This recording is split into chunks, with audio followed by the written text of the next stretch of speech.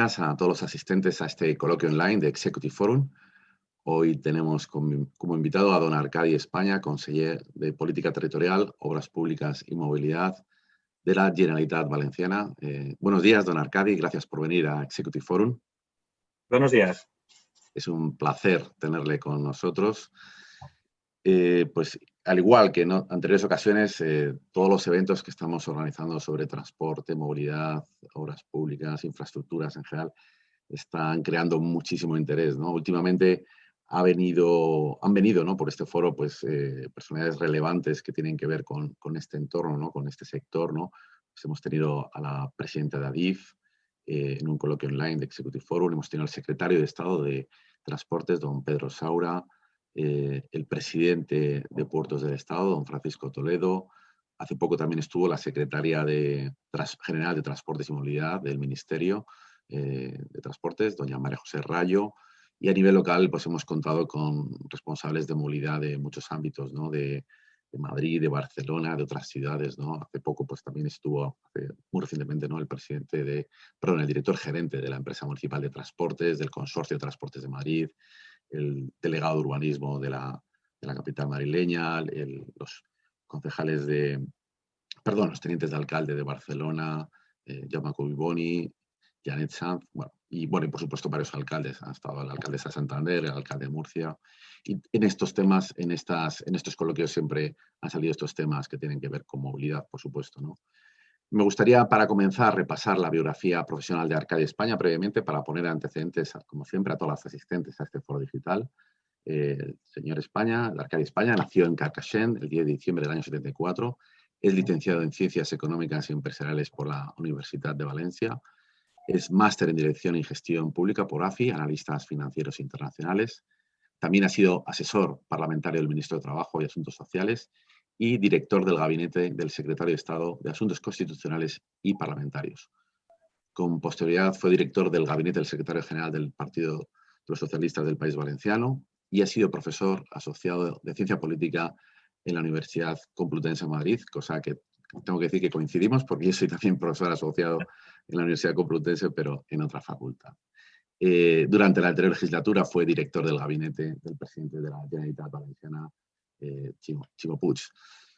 Entonces, este es el currículum, como pueden ver, con mucha implicación política por parte de nuestro invitado, ¿no? Al igual que en otros coloquios, nuestro esquema de intervenciones es muy sencillo. Tras esta presentación y las palabras de Arcadi España, tendremos una ronda de preguntas. Normalmente duramos 1 hora lo que es el coloquio.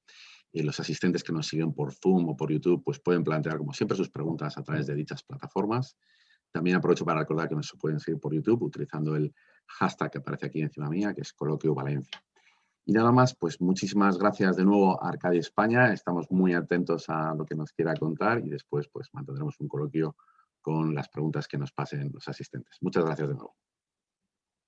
Muchas gracias, director de Executive Forum, todos los que nos ven a través de las dos plataformas, miembros de organizaciones empresariales, sindicales, directivos de empresas, autoridades, señoras y señores. En primer lugar, gracias a Executive Forum por organizar este coloquio y más como un espacio de que no sea un soliloquio, sino que también tengamos oportunidad luego de matizar, contrastar y opinar, porque yo siempre creo que la primera función de un político es salir de esa burbuja de cristal que muchas veces el contexto nos obliga y ser permeables a otras opiniones y así poder tener una visión más global de lo que sucede y poder avanzar juntos de una forma más colaborada, ¿no? Es verdad que la aparición del COVID lo ha cambiado todo. Esta conferencia, primera, nos tendría este formato y segunda, nos podríamos ver, pero lo ha afectado a todo y está castigando sobre todo a los más vulnerables, a mucha gente que trabajaba en el sector de la hostelería, ha puesto en jaque nuestras fortalezas y ha incrementado nuestras debilidades y así ha contraído la actividad económica y está destruyendo puestos de trabajo. También ha cambiado nuestra forma de vivir, de relacionarnos, incluso alejarnos de nuestros seres queridos y sobre todo la pérdida de vidas humanas. Y llevamos, si me permiten, porque la actualidad manda, y un breve repaso nos daremos cuenta de lo abrumador que está siendo estos últimos meses. El pasado miércoles había una moción de censura puesta por la ultraderecha al gobierno de España. El sábado, algunas comunidades autónomas, en concreto la Comunidad Valenciana, decretó el toque de queda. El domingo el gobierno de España decretó el estado de alarma y hoy lunes hay una conferencia de presidentes con asistencia de la presidenta de la Comisión Europea, todo en un contexto donde la curva de contagios está al alza en otros países de Europa y también en España. Pero si decimos las cosas claras, la gran mayoría de los españoles y las españolas están viendo este contexto político como mínimo con perplejidad, si me permiten una palabra, digamos, más correcta que otras que se nos pueden ocurrir a todos, ¿no? Hay veces que escuchaba el otro día que hay más consenso en la sociedad sobre las medidas a tomar que entre los políticos, lo cual ya es un poco para nota, ¿no? Pero ¿por qué sucede esto? ¿Por qué este nivel de crispación? Es verdad que el debate es muy fuerte en todos los países, no es una cosa solo que pasa en nuestro país, ¿no? Vemos la campaña electoral en Estados Unidos, los tintes que se están teniendo y también en otros países de Europa, pero es verdad, porque es una situación inédita en un siglo. Pero mientras, a pesar de las dificultades, hay países como Alemania que tienen una crispación más baja y parece que están haciendo los deberes bastante bien, ¿no? Hay muchas razones, no pretendo con esto hacer un análisis político, pero sí que creo que es conveniente dar unas pinceladas de mi opinión, de mi humilde opinión, como responsable político de una comunidad autónoma. Algunos dicen que los problemas de gobernanza en este país se deben al Estado autonómico. Yo sinceramente creo que no es cierto. Alemania es un Estado federal profundamente descentralizado, con una unidad muy grande y funciona. Con todos sus problemas y dificultades, pero funciona. Siempre los extremismos buscan elementos de confrontación. En las elecciones americanas lo vemos con el elemento de confrontación, en muchos casos, además del virus, también es la discriminación racial o la inmigración. Aquí, el elemento de confrontación por definición es la idea de nación, la bandera, la existencia de las comunidades autónomas, el nacionalismo. En todo caso, hay una transformación fundamental que está detrás de todo esto y es a la que yo quiero referirme más allá de otras consideraciones, que es ese déficit de gobernanza en nuestro país, ¿no? Hay muchas razones. Hay una falta de cultura política de colaboración. En otras palabras, hay veces que hay excesismo, partidismo desde las instituciones, una concepción muchas veces equivocada del poder democrático. Y yo creo, eso sí, que la gobernanza, la cogobernanza es una asignatura pendiente en nuestro país. Por ello, yo creo que el COVID nos ha puesto de manifiesto esas debilidades que teníamos, ¿no? Como con nuestro entramado institucional y social. Yo creo que debemos de centrar nuestros esfuerzos en luchar contra el virus y no tanto en mirar lo que hace otra comunidad autónoma o lo que hace el gobierno de España. O peor aún, en fijarnos más en las urnas que en salvar vidas. Venimos de una tradición en que se buscan más a los culpables que las soluciones. Yo creo que ahí tenemos que llevarnos alguna reflexión, pero no quiero pecar ni de pesimista, ni de pensar que todo va mal, ni que no hacemos nada bien. Al contrario, yo creo que hay que mantener la esperanza. Creo que hay que aprender de los errores y mejorar la gobernanza de nuestro país. Y en mi modesta opinión y de una forma totalmente humilde y sin ningún tipo de triunfalismo, yo creo que el ejemplo valenciano es un buen ejemplo. Con todos los problemas, dificultades y errores que cometemos, la Comunidad Valenciana creo que va en ese cambio de cultura de gobernanza, que ha alcanzado pactos no solo con los interlocutores sociales, sino también con los grupos parlamentarios, y que con mayor o menor dificultad, pues vamos avanzando, construyendo, junto con otros espacios políticos de este país, no es una cosa exclusiva de la Comunidad Valenciana, pero que queremos avanzar en esa dirección, en mirar lo positivo y en el trabajo juntos.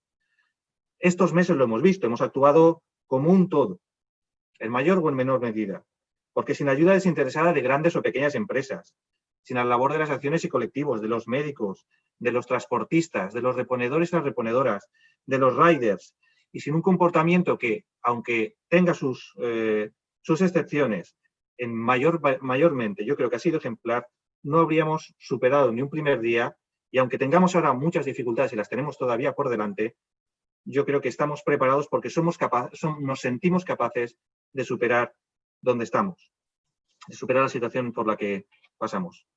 Tenemos un escenario impreciso, borroso, en medio de esta segunda ola de crisis sanitaria que se solapa con una crisis económica también creciente. Las estadísticas de todos los organismos internacionales arrojan unas perspectivas muy complicadas de caída del PIB y de crecimiento del desempleo en todos los países de la OCDE, incluido también en España, donde ese impacto en el PIB tiene pinta de ser más, según los expertos, más acentuado debido a nuestra estructura productiva, muy vinculada también al sector del turismo. Pero es evidente que esa recesión es una constante en todas las economías, pero su virulencia y ritmo de recuperación dependerán de las decisiones que tomemos hoy. Y lo más probable es que no todos nos repongamos a la misma velocidad. No es verdad que el virus afecte a todos por igual. Es verdad que todos estamos expuestos a él, pero unos se protegen mejor que otros, pero unos tienen mejores políticas para enfrentarlos.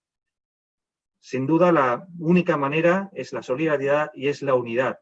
Tenemos que atacar la precariedad desde todas sus vertientes, porque dejar a personas al margen, además de intolerable y injusto desde un punto de vista ético, es poco rentable para nuestras economías.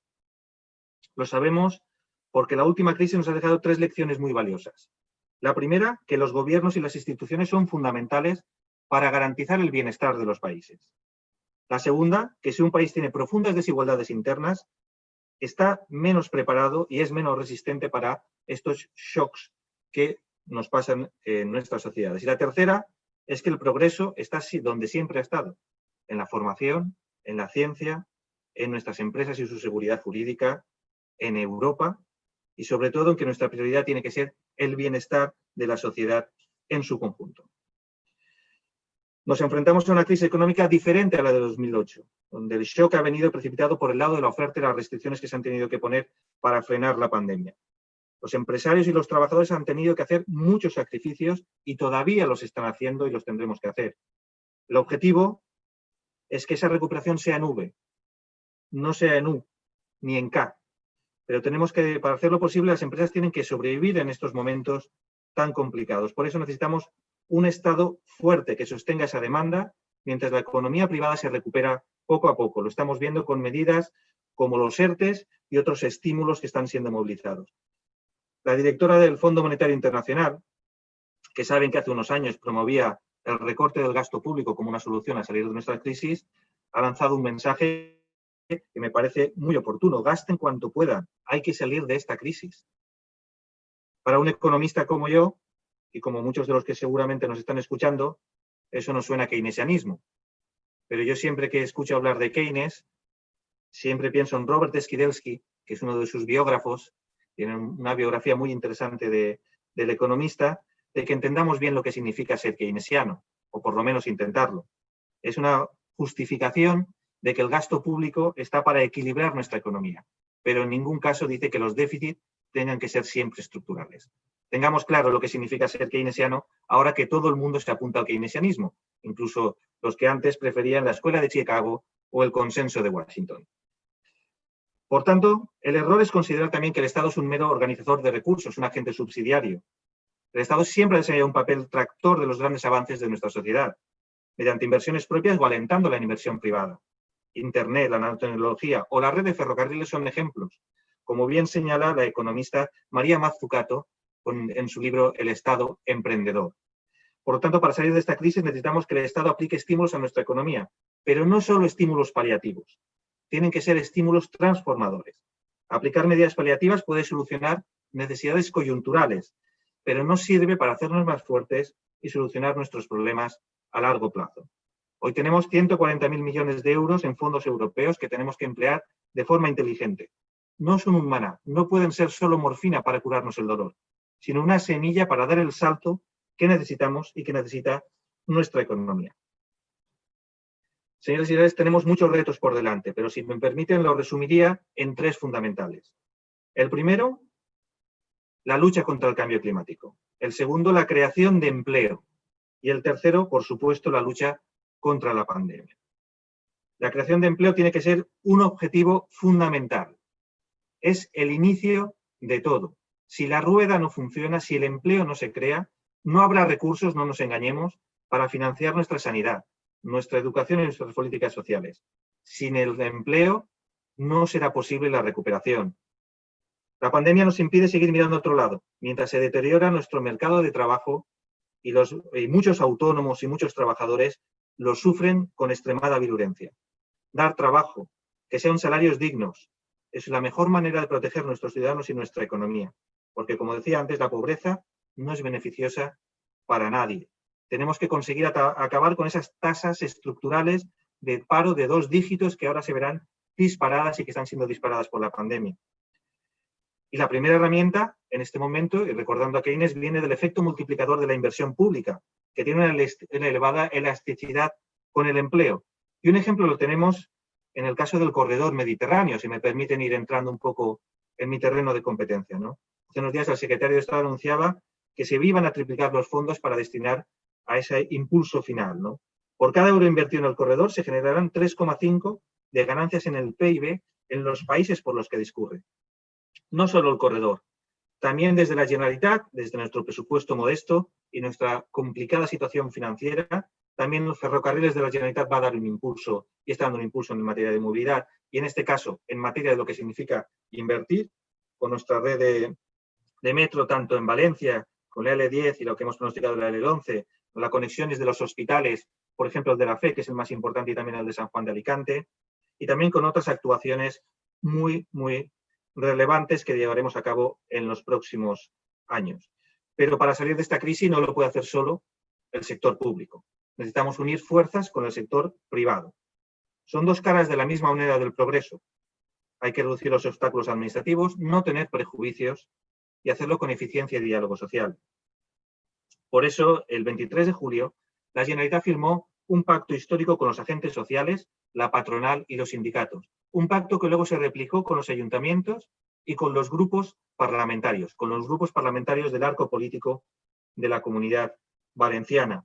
Y para desarrollar esa sinergia entre el sector público y el privado en materia de infraestructuras, tenemos un foro con la patronal valenciana, con la CEP, donde estamos estudiando qué tipo de inversiones y cómo podemos afrontar unidos esa búsqueda de fondos comunitarios para hacerlos de una forma más eficiente, para asumirlos y poder digerirlos. Pero enlazando con esto, y muchos de los que nos están escuchando, si son directivos de sus propias empresas o han tenido alguna relación con el sector público, coincidirán conmigo en que necesitamos hacer modificaciones en nuestro marco normativo, hacerlo más simple y eficiente. Y no nos equivoquemos, simplificar y agilizar la tramitación administrativa no significa perder ni transparencia ni control. Más normas no significa más control. Mejores normas sí. No necesitamos inundarnos de restricciones, de regulaciones. Necesitamos que sean mejores normas y que tengan una mayor calidad que aliente la seguridad jurídica y la inversión. Por eso me parece una noticia extraordinariamente positiva el anuncio del presidente del Gobierno, de Pedro Sánchez, de impulsar un Real Decreto Ley para flexibilizar, simplificar todos los procedimientos que sean necesarios para que España pueda asumir esos fondos que destina la Unión Europea, cuando todos sabemos que estamos a la cola de los países europeos en aprovechamiento de los fondos de la Comisión Europea. Siempre pongo un ejemplo cuando hablo de esto. Hace un año y poco que soy conseller, que he tenido el honor de ser conseller de Política Territorial, y me encontraba con cosas como que un municipio de menos de 500 habitantes de Castellón había tardado 18 años en tener su Plan General de Ordenación Urbana. Es un ejemplo de que algo podemos mejorar, de que todavía tenemos margen que mejorar. Otra de las iniciativas que impulsamos desde mi ámbito competencial es que sigue habiendo un atasco muy grande en las licencias de obras de muchos ayuntamientos, de los pequeños porque no tienen personal y de los grandes porque hay una acumulación de tareas grandísima. Por ejemplo, hemos creado un decreto de las entidades colaboradoras en materia con la administración, la famosa SECU, que nos permitirán a los ayuntamientos agilizar y colaborar con el sector privado. No significa que los funcionarios pierdan su capacidad de control, sería una locura. Lo que sí que significa es que en parte de ese trabajo colabore el sector privado. También el Plan Agiliza y otras iniciativas que venimos trabajando en el conjunto de la Generalitat. El segundo reto que tenemos es la lucha contra el cambio climático. Probablemente ha desaparecido de los titulares que son abrumadoramente dirigidos por otros, como no puede ser de otra forma, como la pandemia, pero no se ha ido. Puede ser que ya no lo escuchemos tanto en la televisión y en los medios de comunicación, pero continúa ahí y siendo un problema muy serio. Nicholas Stern, economista jefe del Banco Mundial, decía que era el mayor fallo del mercado que el mundo no haya visto. Según la Organización Internacional del Trabajo, los desastres naturales cada vez más frecuentes y por desgracia dañinos, y en el Mediterráneo y en la Comunidad Valenciana que somos zona cero del cambio climático, lo hemos visto, con la Dana y con el Gloria, con el alto coste económico y de vidas humanas. Bueno, pues esos impactos, según la OIT, han reducido la productividad de los ecosistemas que dependen de ellos en más de 1.200 millones. Esto supone que el 40% del empleo mundial se está viendo afectado, se puede ver afectado por el cambio climático. Esa transición ecológica, esa lucha contra el cambio climático es prioritaria. Y así debemos de saberlo. Porque no sirve cualquier transición. Me decía un destacado sindicalista valenciano que los cambios en esa transición ecológica tienen que ser paso a paso, porque si damos saltos, seguramente algún colectivo vulnerable de trabajadores puede pasarlo muy mal. Por lo tanto, tenemos que tener mucha cura en cómo se hace esa transición ecológica y dotarnos todos de mucha empatía con los sectores que tienen más huella ecológica y que más tenemos que ayudar. Porque el proceso de cambio tendrá efectos diferentes entre países y dentro de cada país entre sectores. Los empleos que se creen con esta nueva economía medioambientalmente más justa no siempre lo harán en el mismo momento ni en el mismo lugar geográfico que los otros que se puedan perder. Por eso tenemos que gobernar el cambio de manera inteligente y dialogada, con criterios de transición justa, como piden todas nuestras fuerzas sindicales a nivel europeo. Y todos tendremos que cambiar algo. Pero el instrumento que puede hacer compatible una economía que nos siga proporcionando bienes y servicios que necesitamos, sin esquilmar los recursos naturales y facilitando esa lucha contra el cambio climático, es la innovación. Hace falta responsabilidad, talento y buenas ideas. Es la innovación la que permite, por ejemplo, que una empresa valenciana diseñe un proceso de tinte de nuestros pantalones vaqueros, que como ustedes saben es un elemento muy contaminante, a un proceso que haga lo mismo sin prácticamente tener esa huella ecológica y esa contaminación. Y otro ejemplo que también hemos impulsado desde la Generalitat Valenciana, diversos departamentos, el de Medio Ambiente, el de Economía y el de Política Territorial, es el decreto para acelerar la implantación de energías renovables, la eólica y la solar. Y en ese decreto se conjugan tres elementos fundamentales. Uno, la simplificación administrativa. Dos, ese impulso y esa facilitación por parte del sector público como catalizador de esa economía verde. Y el tercero es la innovación. Ese es el camino del cambio. Y de la misma manera, hablando de lucha contra el cambio climático, tenemos que hablar de movilidad. Impulsar un cambio de paradigma en materia de movilidad y abordar la descarbonización del transporte son fundamentales, entre otras cosas, porque más del 28% de las emisiones de CO2 a la atmósfera están ligadas principalmente al sector del transporte. Nuevamente, la solución vendrá no solo de la mano de la ciencia y la investigación, sino también de la mano de toda la sociedad en su conjunto. Vemos ya ejemplos. Por ejemplo, el puerto de Valencia, que está utilizando ya la energía del hidrógeno y apuesta por ser un puerto autosostenible energéticamente hablando en los próximos años. O estudios de la Universidad Politécnica con un motor verde para camiones. O también las ayudas que estamos dando desde la Generalitat para la adquisición de bicicletas o la estrategia de movilidad post-COVID. Porque no nos equivoquemos. Se están produciendo una pauta de cambios en la movilidad. Hay ahora un cambio en la cultura de movilidad de muchas personas que tenemos que saber controlar. Lo que hagamos en materia de transporte estos meses influirá en el futuro del transporte y, por tanto, en el futuro de la lucha contra el cambio climático en los próximos meses. El tercer reto al que me refería es la lucha contra la pandemia. Desde el punto de vista sanitario es el momento más complicado que nos ha tocado vivir en las últimas décadas.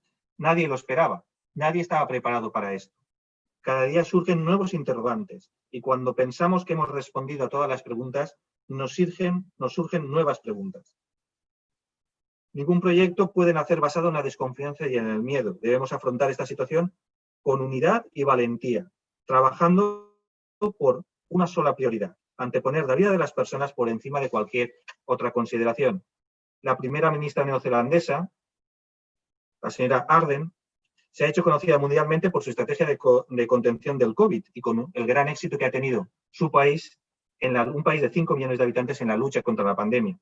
Y lo explicaba con naturalidad: escoger entre las personas y la economía es una falsa dicotomía, porque si pierdes a la gente, no hay prosperidad ni crecimiento económico posible.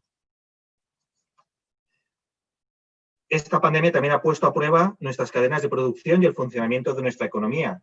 Hemos visto cómo depender exclusivamente de la producción de otros países nos ha puesto en jaque cuando se han roto esas cadenas.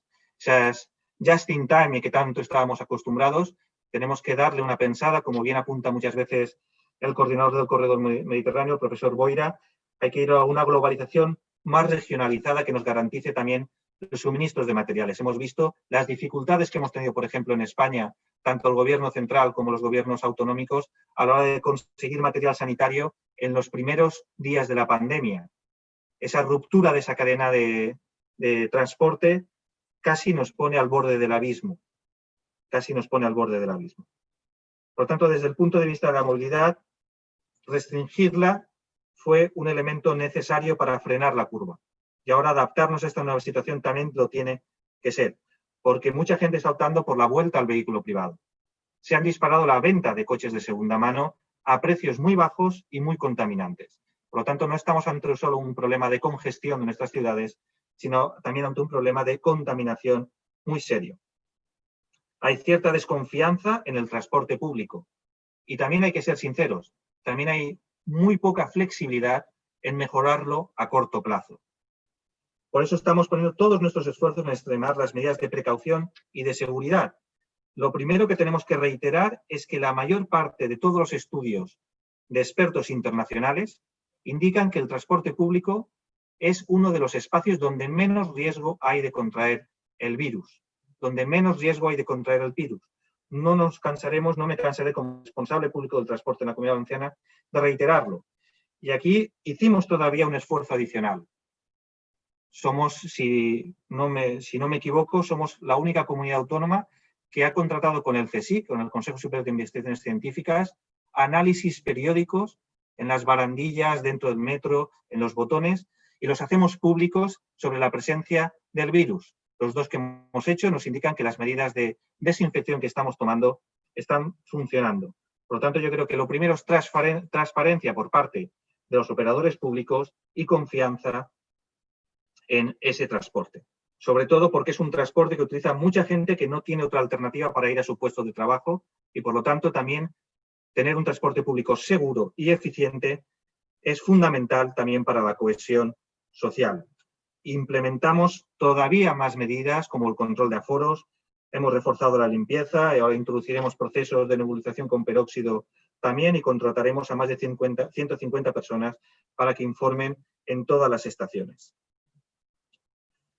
En todo momento se habla de movilidad sostenible, pero por mucho que hagamos las administraciones necesitamos que los ciudadanos confíen en ese transporte y nosotros tenemos la obligación de hacerlo eficiente y seguro. No me extiendo más para dejar más tiempo para el debate. Vivimos tiempos muy difíciles. Aceptémonos y dejemos de lamentarnos. Estemos a la altura de las circunstancias, con unidad y empatía. Pongámonos en la piel siempre de otras personas. No es lo mismo tener un puesto de trabajo asegurado o un sueldo que no dependa de las restricciones del estado de alarma que no tenerlo. Tenemos que ser conscientes de eso.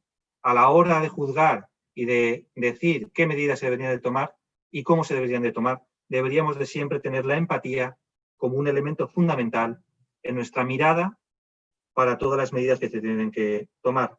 La fractura emocional, la división, la polarización de nuestra sociedad frenan la superación de estos tres retos que hacía mención: la lucha contra el cambio climático, la lucha por crear empleo y por vencer al COVID. Acabo con una frase que decía el expresidente Mújica, que me parece fundamental y es una lección de vida y de política.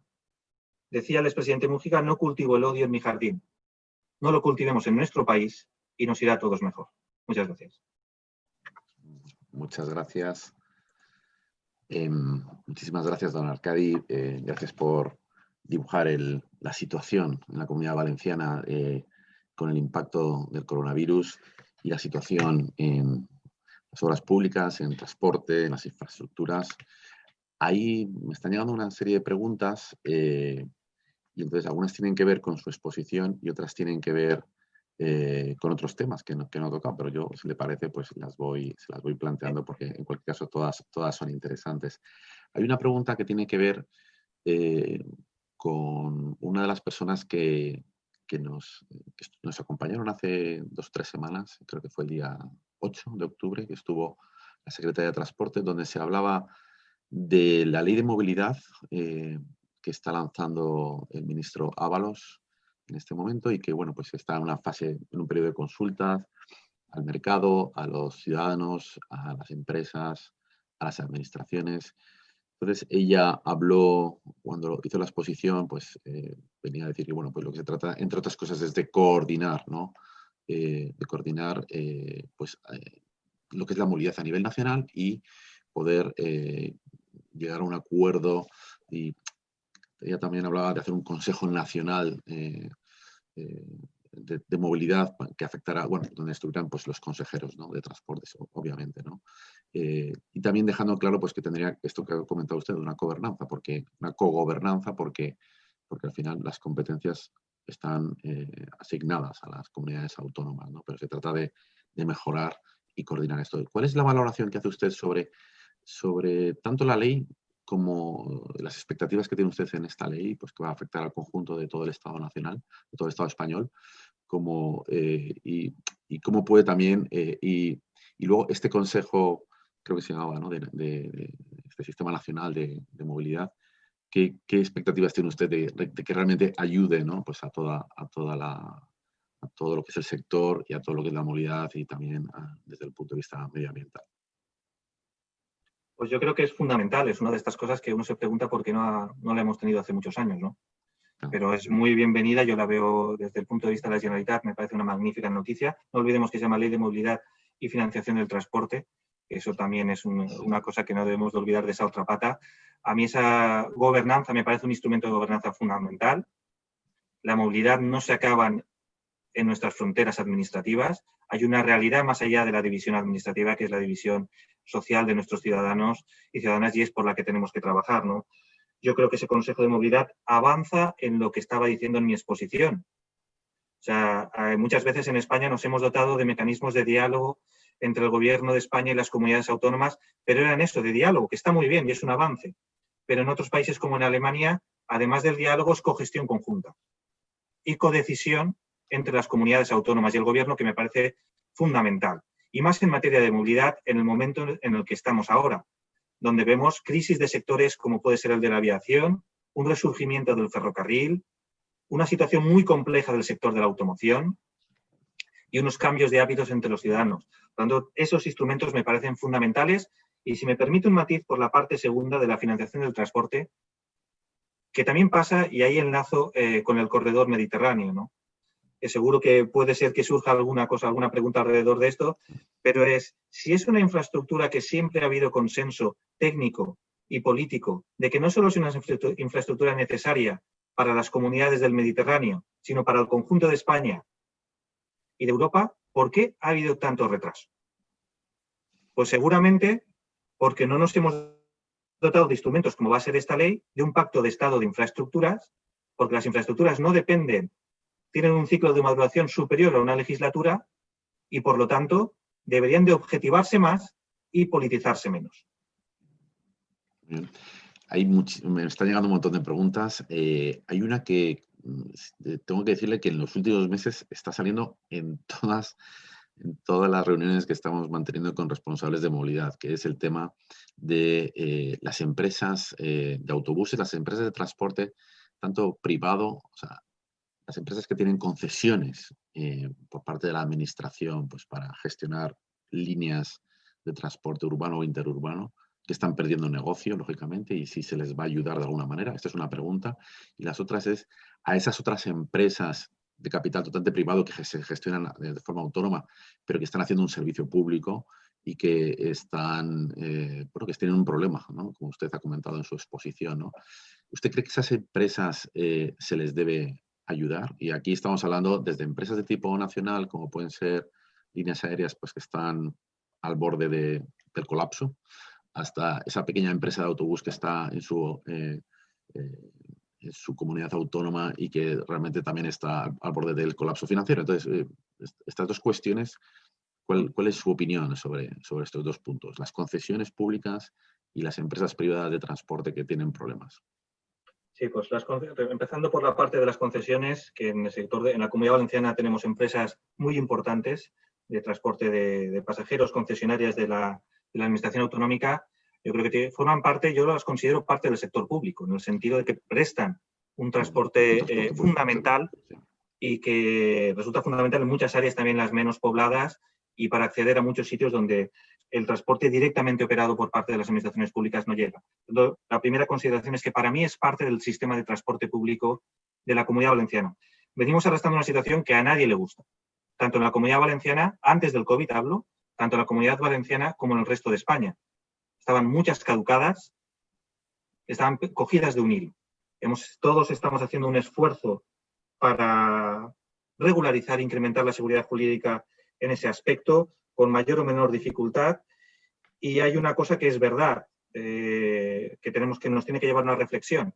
Hemos lanzado ya un cambio para ir licitando esas concesiones caducadas, para garantizar esa seguridad jurídica, pero tenemos que seguir haciéndolo con la mirada de que ahora todo es diferente en el sector del transporte. Los estudios de demanda que se pueden hacer no tienen nada que ver y ahora es difícil hacer un estudio de demanda para los próximos años. Esa óptica no la debemos de perder. Pero más allá de esa cuestión administrativa, que es muy importante, desde la Generalitat hemos implementado 29 millones de euros para compensar a esos operadores. 3 millones de euros al principio y ahora hemos conseguido 26 millones adicionales para compensarlos y paliar tres grandes costes que tienen. Uno, la pérdida de pasajeros. Dos, los costes estructurales que tienen que mantener sí o sí si quieren sobrevivir como empresa. Y tres, todo el gasto que han hecho en materia de desinfección y de seguridad de su transporte. Por lo tanto, ahí va toda mi confianza y el apoyo de la Administración de la Generalitat, no solo ahora, sino también a lo largo del año que viene, para garantizar su seguridad jurídica y la viabilidad de esas empresas y de sus trabajadores y trabajadoras. En cuanto al transporte discrecional y otro tipo de transporte como el aéreo, pues mire, mi opinión es muy clara y es la opinión que también ha cambiado por parte de la Comisión Europea y otros países de Europa. Los gobiernos están trabajando para apoyar a esos sectores. En algunos casos, incluso planteándose entrar directamente en el accionariado de muchas empresas. Yo creo que es el papel del Estado ahora. Y es un papel que nos permite la Unión Europea. Antes no lo permitía y ahora han estado a la altura de las circunstancias y lo permite. Por lo tanto, creo que es fundamental el papel del Estado y de las administraciones en apoyar a empresas de carácter estratégico y sistémico de nuestro país. Muy bien. Pues siguen entrando muchas preguntas. A ver, hay una que he visto por aquí de una persona que se llama Pablo Sánchez, que es del Banco Europeo. A ver, que la ha perdido. Aquí está. Del Banco Europeo de Inversiones, y le pregunta sobre el estado actual de los planes de movilidad urbana que está impulsando la Consellería y si se van a reasignar prioridades de inversión a causa de la pandemia. Pues es una buena pregunta. Nosotros estamos elaborando, ya teníamos elaborado y antes de final de año queremos presentar los 3 grandes planes de movilidad para las grandes áreas de Valencia, de Castellón y de Alicante, Elche, con algunas modificaciones obvias. Yo creo que la pandemia en el transporte público lo que nos está obligando es a acelerar los cambios que ya teníamos en la agenda.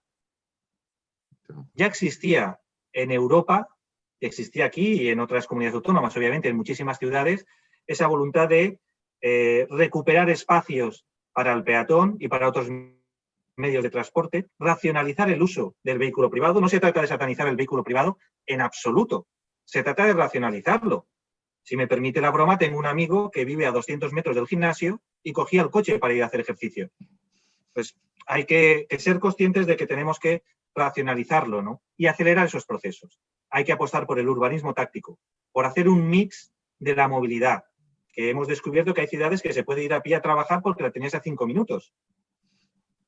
Hay que incrementar el transporte público y sobre todo romper una dinámica de concebir, sobre todo en las grandes áreas metropolitanas, que los municipios son islas.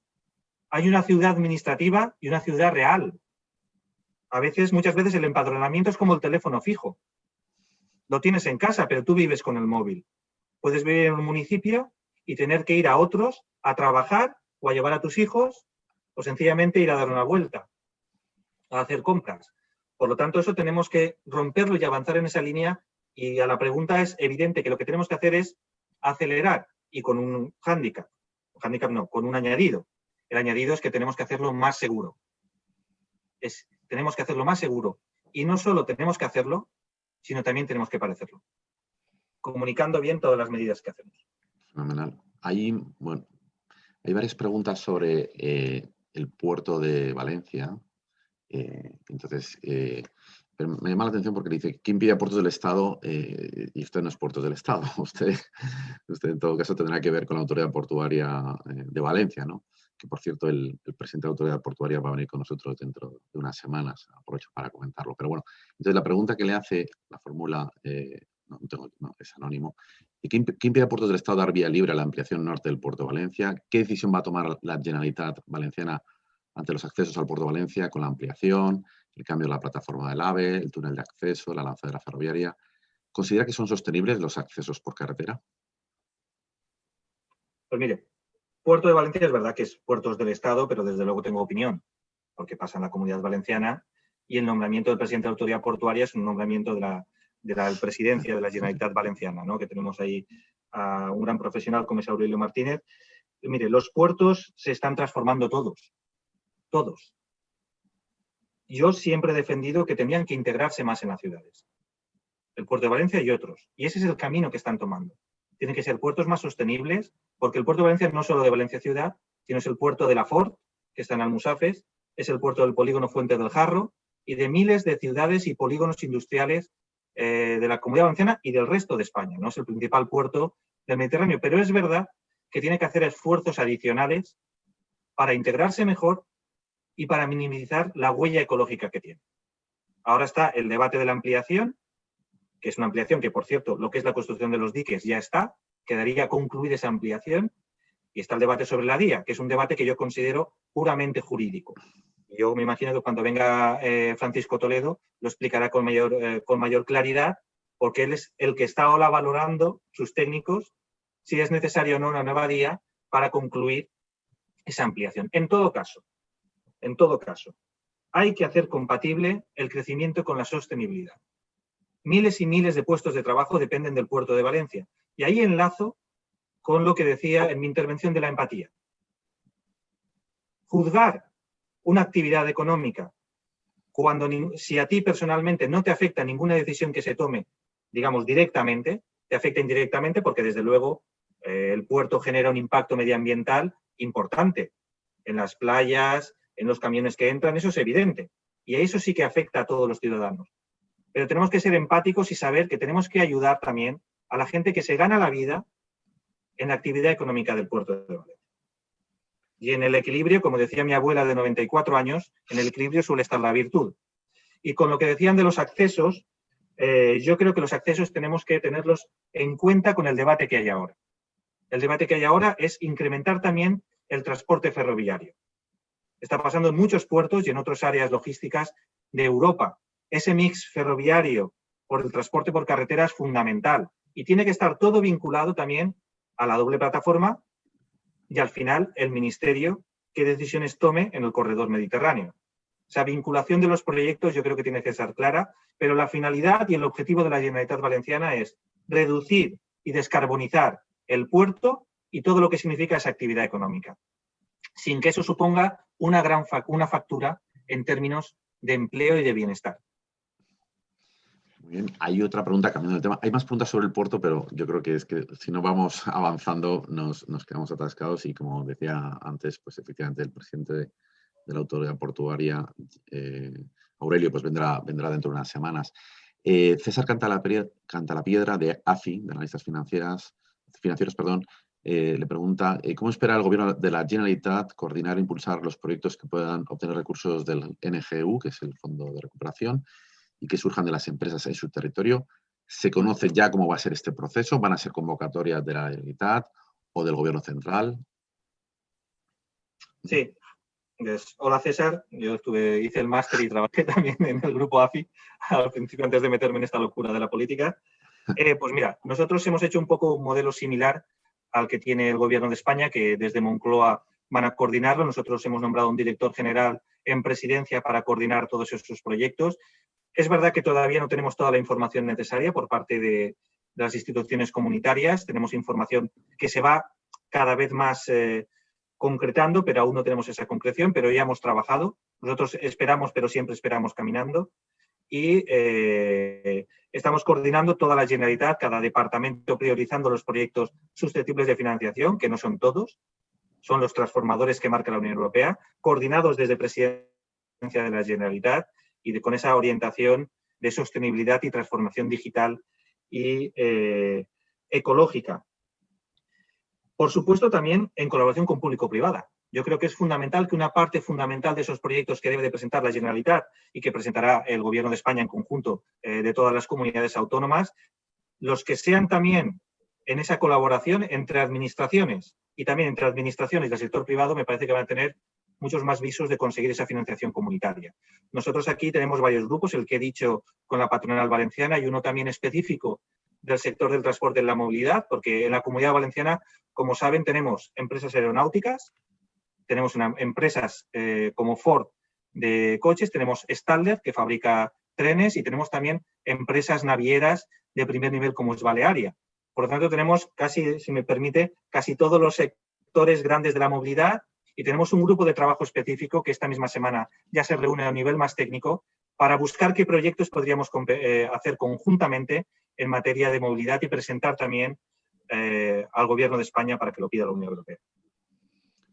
Vamos avanzando también con otros temas. Hay varias preguntas sobre un tema que también sale en todos los foros de movilidad, el tema de las VTCs. Hay una persona que representa al sector de la comunidad que le dice claramente que él piensa que la regulación autonómica que tiene la Generalitat en este tema está fuera de la Constitución. ¿No cree usted que debería revisarse urgentemente con esta crisis?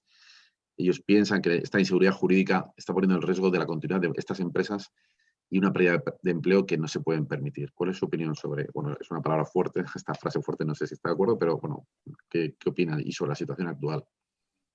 Bueno, sobre la constitucionalidad o no de una norma, yo creo que tiene que opinar el Tribunal Constitucional. Y me consta, bueno, que ya hay varios recursos en ese sentido y seguramente dará la opinión. Yo siempre creo que tiene que haber un equilibrio entre el servicio público, que es el servicio del taxi, que es un servicio que tiene que hacer esfuerzos todavía para modernizarse, y tenemos que ir adaptándonos poco a poco. Yo no estoy en contra de nada, de ninguna actividad económica, siempre que cumpla con todas las normas. Con el paso del tiempo iremos mirando cómo se va acrisolando y cómo se va conviviendo dentro del sector del taxi y del sector de las VTCs. Muy bien. Ahí, a raíz de lo que ha comentado el conseller, hay una persona que vuelve a insistir en el tema de las ayudas.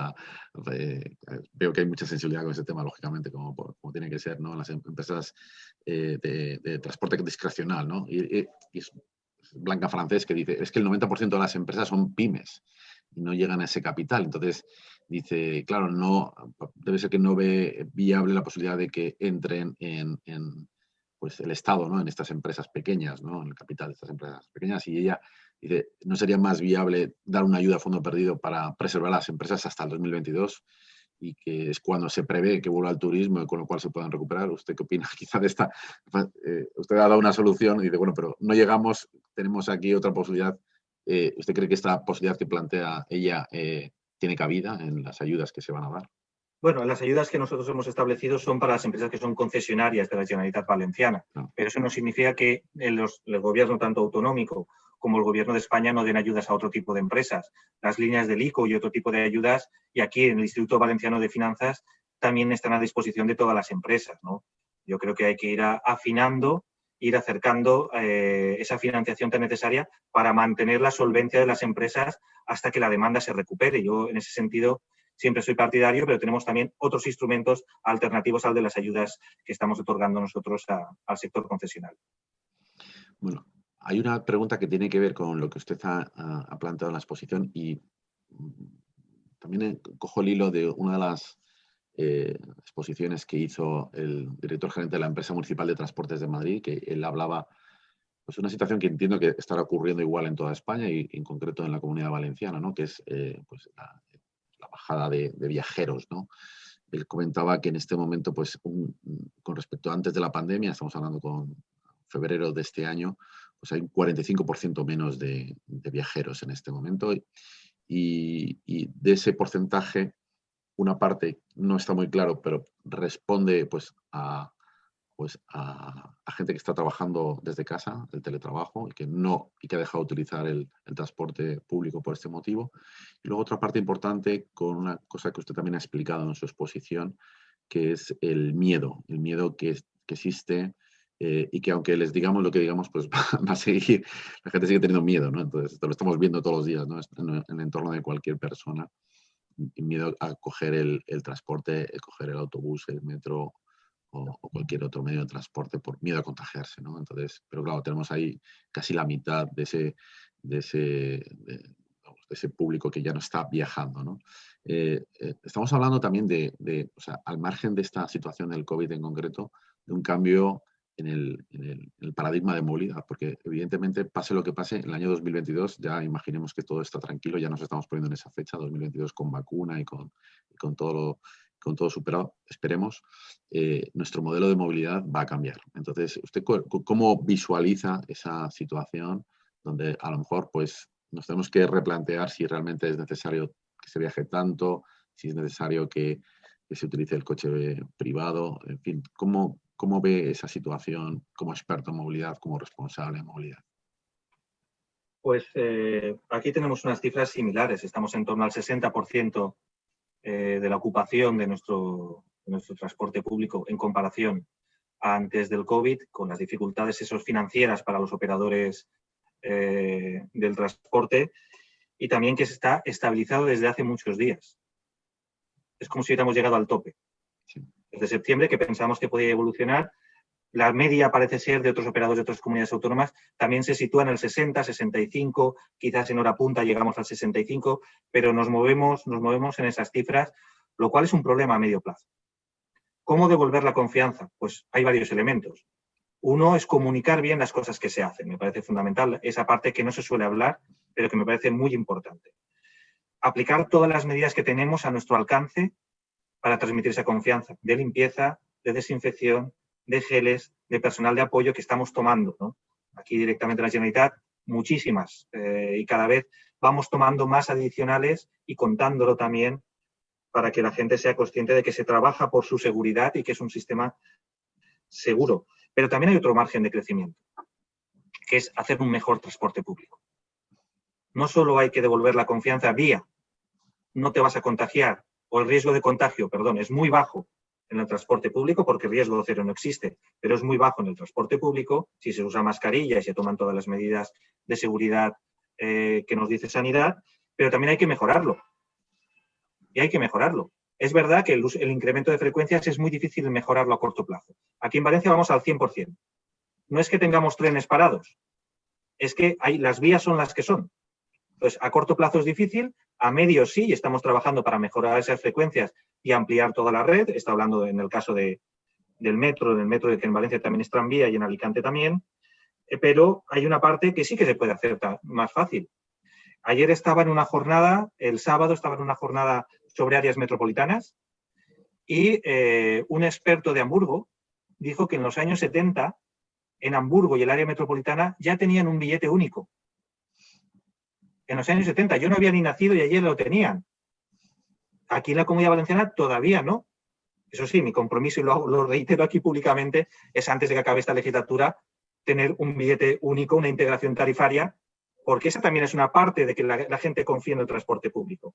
Una parte es vinculada al COVID y otra parte es vinculada a que sea eficiente y que sea, dentro de las alternativas que hay, una alternativa eficiente para ir a trabajar o ir a hacer turismo o sencillamente a visitar a otra persona, ¿no?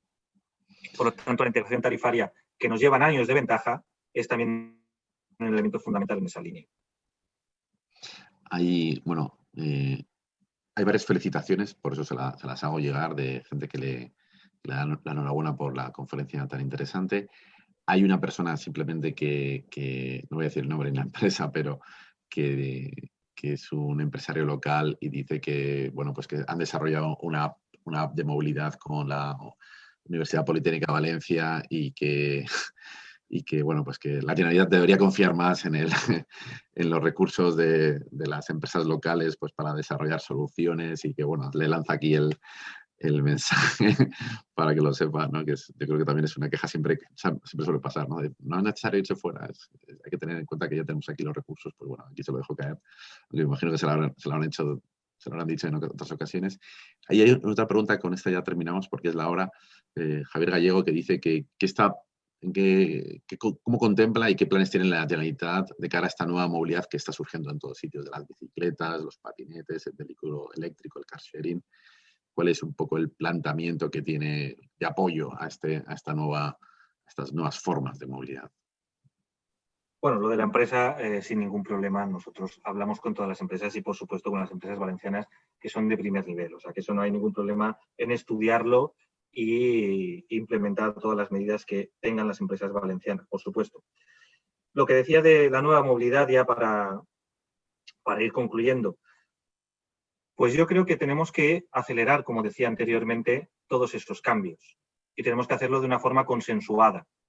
De una forma consensuada en todas las administraciones con todos los medios de transporte. Como decía, la integración tarifaria me parece un elemento fundamental, unas tarifas adecuadas, una mejora de las frecuencias y también el diálogo entre esas administraciones en materia de movilidad. Nadie se entendería que una carretera se acabara cuando va a otro término municipal y que se acabara. Eso pasa con los carriles bici. Hay sitios donde no ha habido comunicación entre las administraciones y un carril bici se acaba. Te encuentras municipios en el área metropolitana de Valencia o de Alicante que están muy pegados, con distancias inferiores al kilómetro y algo, que la única forma que tienes de moverte de un sitio a otro es con tu vehículo privado. Hay mucho recorrido que avanzar, ¿no? Para ese mix de movilidad del patinete, la bicicleta, ir a pie, bicicleta eléctrica también, para los que no se quieran cansar tanto, ir a pie, el vehículo privado también cuando sea necesario, pero también qué clase de vehículo privado. Ahí también hemos hablado del vehículo eléctrico y también es importante en esta ecuación de un mix de movilidad sostenible, y sobre todo el transporte público, que yo creo que va a ser un elemento palanca fundamental en los próximos años en materia de movilidad.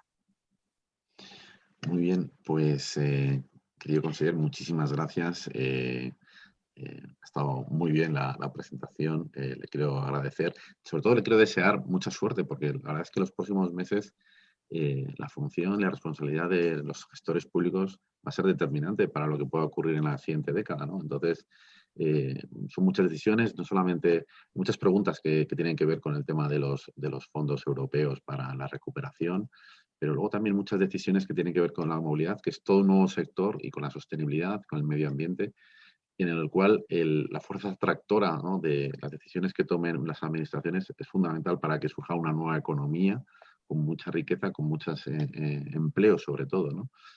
Hay que ayudar sobre todo a todos los sectores. Siguen haciéndole preguntas, pero ya no se la puedo plantear, sobre el tema de las empresas de transporte. Me imagino que ya se las estarán haciendo llegar a usted. Hay mucha sensibilidad, mucha preocupación, muchas empresas que están sufriendo, y la verdad es que pues de estas decisiones que se tomen desde las administraciones, sobre todo las que tienen fuerza de regulación y fuerza presupuestaria, como es la Generalitat Valenciana, pues va a depender mucho el futuro de una comunidad además muy rica y además tan dependiente del turismo como es Valencia, ¿no?, que ha sido afectada lógicamente con esta pérdida de ingresos, ¿no? Quiero darle la enhorabuena y desearle todo tipo de éxitos pues en los próximos meses, que al final pues será lo que afecte al próximo lustro y desde luego a la próxima década. Muchísimas gracias por venir, muchas gracias a los asistentes y enhorabuena de nuevo por la conferencia. Muchas gracias, cuídense. Vale, pues hasta luego. Pues nada, nos vemos en el siguiente foro, y como decía, para todos los valencianos que nos están siguiendo, ya se pueden inscribir en nuestra página web para, creo que es el día 25 de noviembre, con el presidente de la Autoridad Portuaria, Aurelio Martínez. Muchísimas gracias a todos. Hasta luego.